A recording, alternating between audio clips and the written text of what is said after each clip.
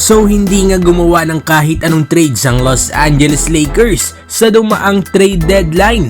Yan nga ay kahit mukhang pinipressure pa nga ni LeBron ang management na gumawa nga ng moves. Pero after nga ng trade deadline ay marami nga na-wave na players na siya makakatulong pa nga sa mga kupunan na gustong mag-contend ngayong season.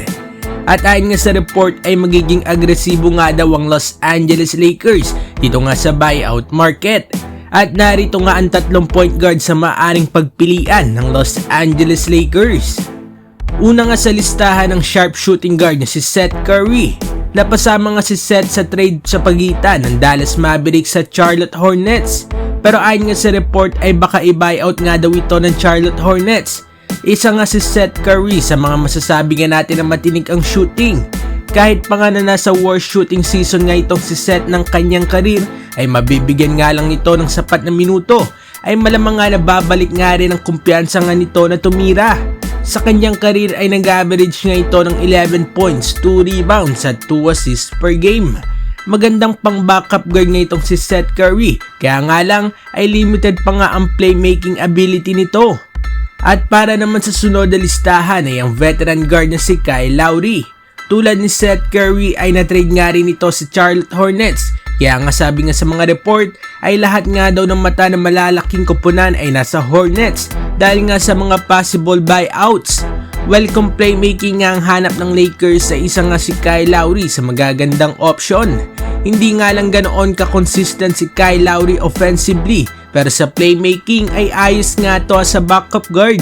Isa pa ay mahusay nga rin na defender si Lowry at hindi nga basta-basta nauusog sa depensa. Para nga sa akin mga idol ay siya ang second best option para sa magiging backup ng Lakers. Ikatlo at ikahuli naman sa listahan ay itong si Spencer Dinwiddie. Sa report ay expected to be waived nga daw itong si Spencer Dinwiddie ng kanyang bagong kupunan ng Toronto Raptors. At sa mga reports ay mamimili nga daw itong si Spencer Dinwiddie sa pagitan nga ng Los Angeles Lakers at Dallas Mavericks. Maganda nga nilalaro ni Dinwiddie this season, averaging 13 points, 3 rebounds at 6 assists per game. Ito na nga siguro ang pinaka-perfect na magiging backup guard nga ng Lakers kung sakali.